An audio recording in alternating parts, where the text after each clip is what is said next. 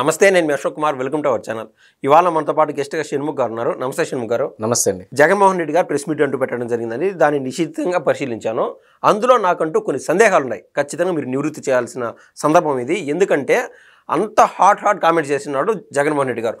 ముఖ్యమైన ప్రశ్న ఏంటంటే ఎలక్షన్ కమిషన్ యొక్క నిబద్ధతనే ప్రశ్నించే విధంగా ఆయన ప్రధానమైన ప్రశ్న ఏంటంటే, ఏదైతే పోలింగ్ జరిగిందో గత సార్వత్రిక ఎన్నికల్లో పోలింగ్ పైన కౌంటింగ్ రోజుకి 12.5% పైన ఓట్లు కౌంటింగ్లో బయటపడినాయి అని ఆయన అంటూ చెప్పినాడు. అసలు దాన్ని ఏ విధంగా చూడాలి? ఇంత బిగ్గర మిస్టేక్ చేయగలుగుతుంది అసలు ఎలక్షన్ కమిషన్? సరే, ముందుగా నువ్వు అడిగినటువంటి ప్రశ్నకు జవాబు ఇవ్వాలంటే జగన్మోహన్ రెడ్డి గారి పరిపాలన కాలం నుంచి మనం రావాలి. నిమ్మగడ్డ రమేష్ కుమార్ అని చెప్పేసి స్టేట్ ఎలక్షన్ కమిషనర్ మనకు తెలుసు.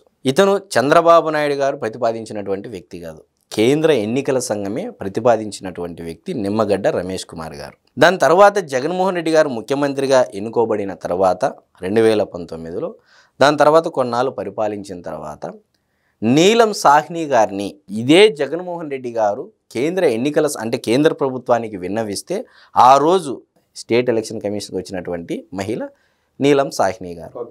మరి నువ్వు అధికారంలో ఉంటివి, నువ్వు ప్రతిపాదించినటువంటి ఎలక్షన్ కమిషన్ నీ చేతిలో ఉండే, నువ్వు అధికారంలో ఉన్నప్పుడే ఓట్లు ఏ నియోజకవర్గంలో ఏ బూతులో ఎవరు ఏంది అని చెప్పేసి నీ వాలంటీర్ల చేతే లెక్కింపు చేసి నువ్వే ఓటర్ల లిస్టు రెడీ చేస్తేవి, అన్నీ నువ్వే చేస్తేవి. నువ్వు ప్రతిపాదించావు, నీ ఎలక్షన్ కమిషనరు, నీ వాలంటీర్లు, నువ్వే లిస్టు రెడీ చేసి ఎలక్షన్కి పోతివి. ఈరోజు ఏమంటున్నారు జగన్మోహన్ రెడ్డి గారు? 12.5% పోలైనటువంటి ఓట్ల కంటే లెక్కింపు శాతం ఎక్కువగా ఉంది అంటున్నారు. హైకోర్టు ఉంది మొదటగా, దాని తర్వాత సుప్రీంకోర్టు ఉంది, దాని తర్వాత కేంద్ర ఎన్నికల సంఘానికి పవర్ పాయింట్ ప్రెజెంటేషన్ ఇవ్వచ్చు. ఈరోజు మీరు ప్రతిపక్షంలో ఉన్నారు, రాహుల్ గాంధీ గారు ప్రతిపక్షంలో ఉన్నారు. ప్రతిపక్షంలో ఉన్న మీరు రాహుల్ గాంధీ గారిని విమర్శిస్తున్నారు కానీ నరేంద్ర మోడీ గారిని ఎక్కడా విమర్శించట్లేదు. సోనియా గాంధీ గారిని ఢీకొట్టే అంటున్నారు, రాహుల్ గాంధీ గారిని ఢీకొట్టినట్టే. మరి రాహుల్ గాంధీ అనే వ్యక్తి అని ఏకవచనంతో మాట్లాడుతున్నటువంటి మీకు ఈరోజు మీరు ఉన్నారు, మీ ఉనికి దివంగత నేత రాజశేఖర రెడ్డి గారైనా మీరైనా మీరు వేసుకున్నటువంటి బట్టలైనా సరే ఈరోజు కాంగ్రెస్ పార్టీ ఇచ్చినటువంటి పుణ్యమే కదండి. ఖచ్చితంగా అండి, పెంచి పోషించింది కాంగ్రెస్ పార్టీ. ఈరోజు మీ తండ్రి గారిని ముఖ్యమంత్రి పదవి ఇచ్చి మంచి స్థానంలో పెట్టి మీ తండ్రి గారు అడిగినటువంటి ప్రతి కోరిక ఆ రోజు కాంగ్రెస్ పార్టీ అధిష్టానం నెరవేర్చితే మీరు ఇచ్చినటువంటి బహుమతి ఏందండి? వారసత్వంగా అదే కాంగ్రెస్ పార్టీకి ఎన్నుపోటు. ఏం పోటు?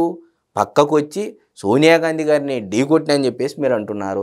ఇదే మీ కుటుంబంలో ఉన్నటువంటి మీ చెల్లెలు, మీ రక్త సంబంధీకురాలైనటువంటి షర్మిలమ్మ గారు క్లియర్గా, నేను అనిల్ గారు భారతీరెడ్డి గారు ఆ రోజు రాహుల్ గాంధీ దగ్గరికి వెళ్ళి సోనియా గాంధీ గారి దగ్గరికి వెళ్ళి కాళ్ళ మీద పడితే మాకు బెయిల్ వచ్చిందని, ఇది నేను చెప్పే మాట అయితే కాదు కదా, షర్మిలమ్మ చెప్పినటువంటి మాటలే కదా. అంటే ఎక్కడ అర్థం లేని మాటలే తప్ప, పొంతన లేని మాటలే తప్ప, ఏదో గుడ్డ కాల్చి ముఖాన వేసేయాలి. ఇక్కడే ప్రధానమైన ప్రశ్న అండి. ఎంతసేపు అసలు పాపం రాహుల్ గాంధీ ప్రతిపక్షంలో ఉన్నాడు, కరెక్టే, ఏనా ప్రతిపక్షంలో ఉన్నాడు. జోగి రాసుకుంటే బూడిది రాలినట్టు చందన. ఇప్పుడు ఆయన ఏదన్నా ఉంటే పాలించేటువంటి నరేంద్ర మోడీ గారిని, బీజేపీని విమర్శించాలా. ఈయన ప్రభుత్వంలో ఉన్నప్పుడు విమర్శించిన దాఖలాలు లేవు, లేకుంటే ఈయన ప్రతిపక్షంలోకి ఉన్నా కూడా విమర్శించిన దాఖలాలు లేవు. నరేంద్ర మోడీ గారి పైన ఒక్క మాట కూడా అనలేకున్నాడు జగన్మోహన్ రెడ్డి గారు. ఎందుకండి?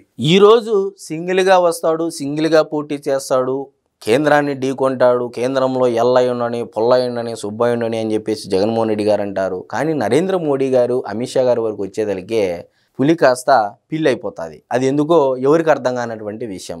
ఈరోజు బహిరంగంగా చంద్రబాబు నాయుడు గారు ఎలక్షన్కు ముందే పొత్తు పెట్టుకొని వెళ్ళడం జరిగింది. ఎక్కడ అదేదో అంటారు కదా, ఇల్లీగల్ ఎఫ్ఐఆర్ ఎక్కడ పెట్టుకోలేదు, లీగల్ ఎఫ్ఐఆరే పెట్టుకున్నారు. ఎఫ్ఐఆర్ నథింగ్ బట్ ఏంది? పొత్తు ధర్మం.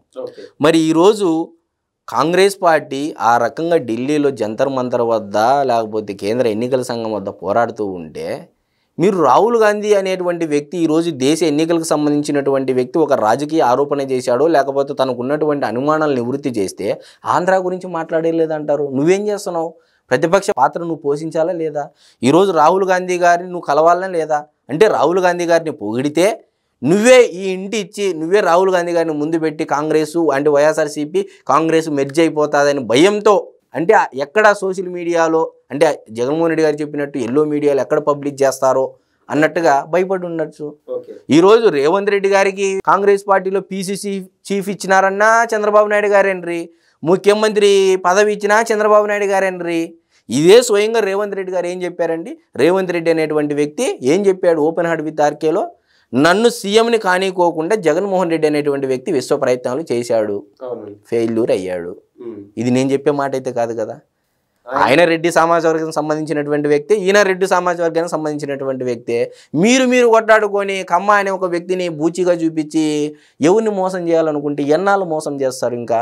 అంటే నేను చెప్పేది ఏంటంటే నిజంగా చంద్రబాబు నాయుడు గారికి కూడా ఇంత సూపర్ పవర్ ఉంది అన్ని పార్టీలో అనేది ఆయనకు కూడా అర్థం కానటువంటి విషయం. ఇప్పుడు ప్రతిరోజు కూడా రాహుల్ గాంధీతో హాట్ లైన్లో బాబు గారు టచ్లో ఉంటాడు అని చెప్తున్నాడు.